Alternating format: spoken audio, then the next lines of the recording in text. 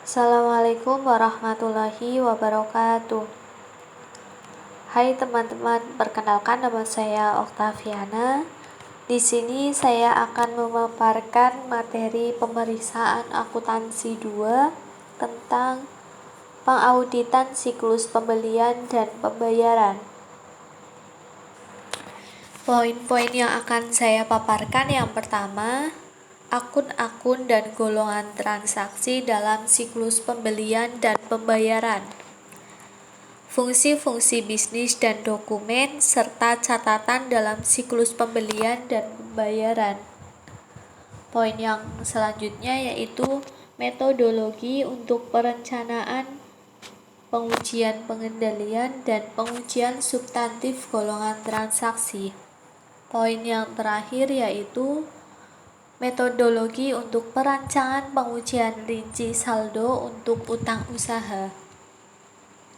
Untuk poin yang pertama, tujuan pengauditan atas siklus pembayaran dan pembelian adalah untuk mengetahui nilai apakah akun-akun yang dipengaruhi oleh pembelian tersebut yang telah disajikan secara wajar sesuai dengan standar akuntansi keuangan atau SAK.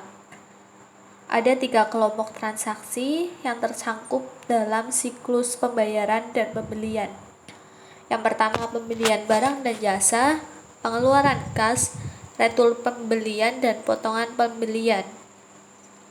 Yang selanjutnya, akun dalam siklus pembelian dan pembayaran. Yang pertama, kas di bank, utang usaha, pembelian bahan baku, peralatan dan aset tetap lainnya, beban dibayar di muka, akun kontrol beban administrasi, akun kontrol beban penjualan, akun kontrol beban produksi, potongan pembelian, dan retur pembelian.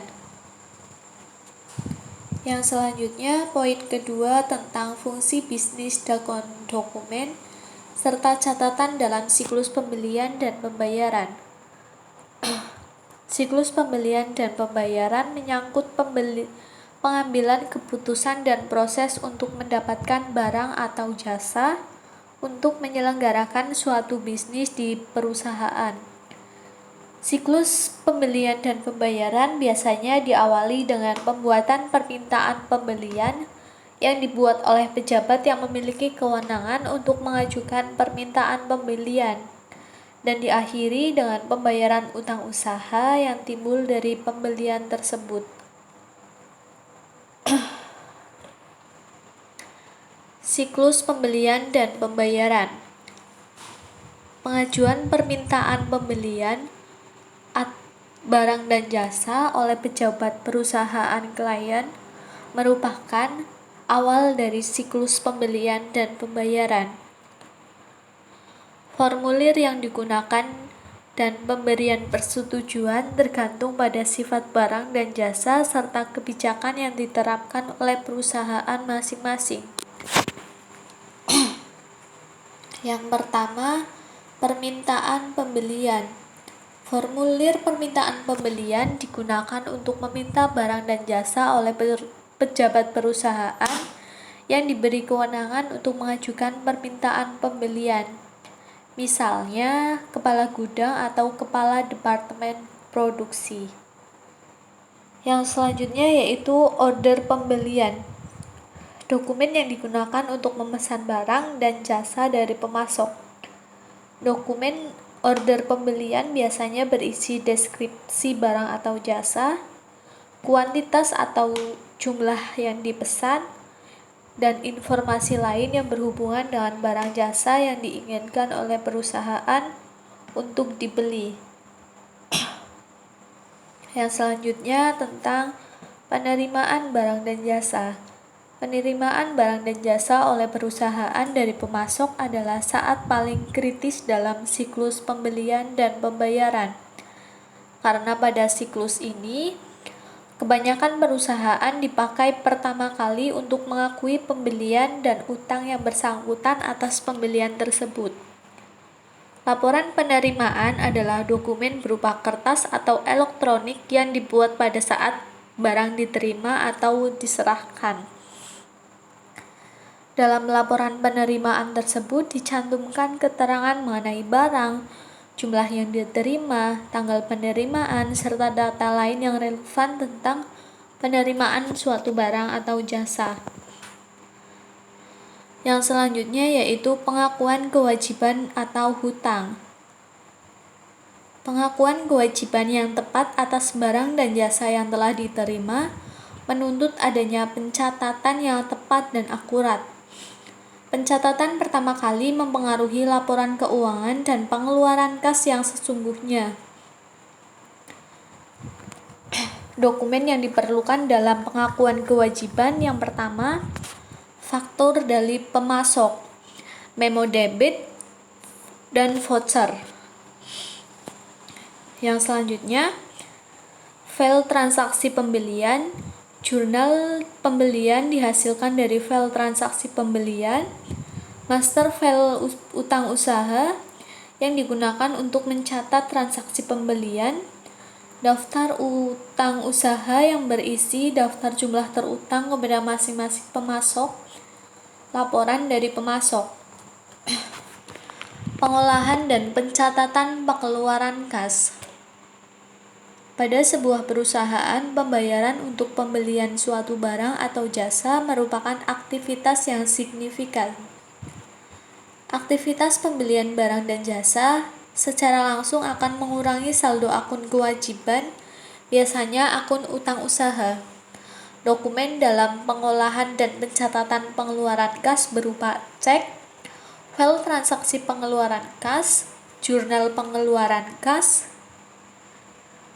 Yang selanjutnya tentang metodologi untuk perancangan pengujian pengendalian dan pengujian substantif golongan transaksi.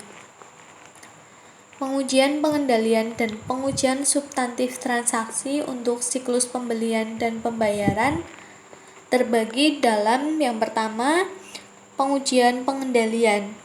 Pengujian pembelian berkaitan dengan 3 fungsi bisnis. Yang pertama, order pembelian, penerimaan barang dan jasa, serta pengakuan hutang. Yang selanjutnya yaitu pengujian pengeluaran kas yang berkaitan dengan pengolahan dan pencatatan pengeluaran kas. Yang selanjutnya yaitu metodologi untuk perancangan pengujian rinci saldo akun utang usaha. Utang usaha adalah kewajiban yang belum dibayar yang timbul dari pembelian atas barang dan jasa yang telah diterima dalam kegiatan normal suatu perusahaan. Utang usaha meliputi kewajiban yang timbul dari pembelian bahan baku, peralatan, listrik, reparasi, dan masih banyak jenis barang dan jasa lainnya yang diterima sebelum akhir tahun buku. Yang selanjutnya, metodologi untuk perancangan pengujian pengendalian dan pengujian substantif transaksi untuk siklus pembelian dan pembayaran. Yang pertama, pemahaman pengendalian internal. Yang selanjutnya, menilai risiko pengendalian direncanakan, menentukan luasnya pengujian pengendalian, merancang pengujian pengendalian dan pengujian substantif golongan transaksi untuk pembelian. Yang selanjutnya, bukti audit untuk suatu perikatan audit akan bervariasi tergantung pada pengendalian internal serta keadaan lainnya. Efisiensi audit yang signifikan akan tercapai dalam audit apabila pengendalian beroperasi secara efektif. Yang pertama, perancangan pengujian pengendalian dan pengujian substantif golongan transaksi untuk pengeluaran kas. Yang selanjutnya, sampling atribut untuk pengujian pengendalian dan pengujian substantif golongan transaksi.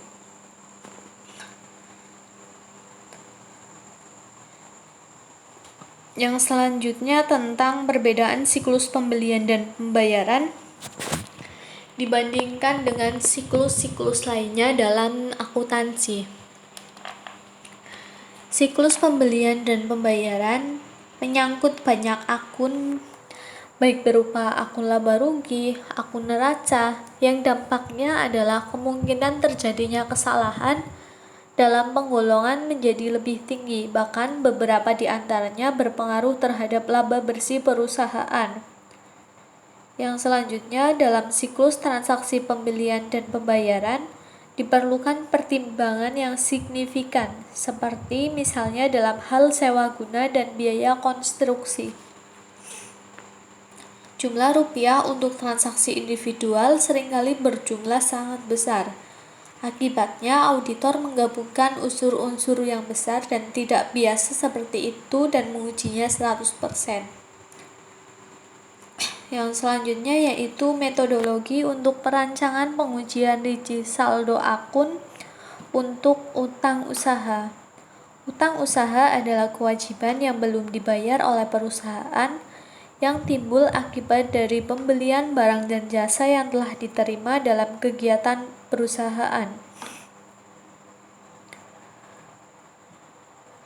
yaitu mengidentifikasi risiko bisnis klien yang dipengaruhi oleh utang usaha, menetapkan materialitas kinerja dan menilai risiko inheren, menilai risiko pengendalian dan merancang serta pelaksanaan pengujian pelaksanaan dan pengujian,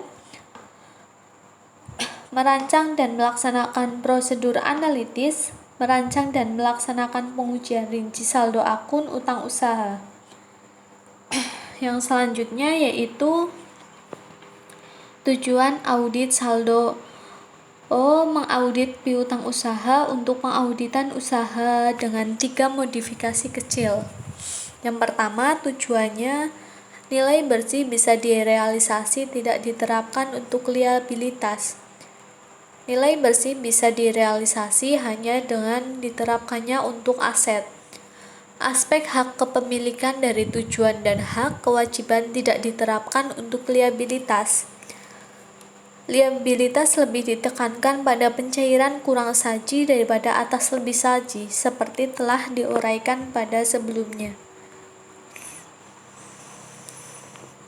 Prosedur audit yang sesungguhnya diterapkan auditor bisa bervariasi tergantung sifat entitas suatu perusahaan serta risiko inheren yang dilakukannya.